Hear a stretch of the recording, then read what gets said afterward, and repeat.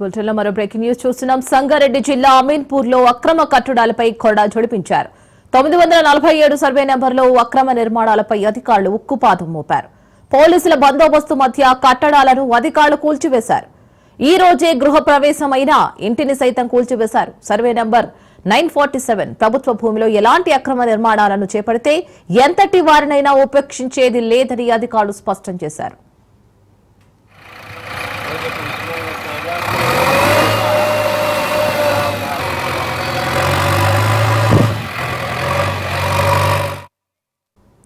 సంగారెడ్డి జిల్లా అమీన్పూర్లో అక్రమ కట్టడాలపై కొరడా జుళిపించారు. 947 సర్వే నంబర్లో అక్రమ నిర్మాణాలపై అధికారులు ఉక్కుపాదం మోపారు.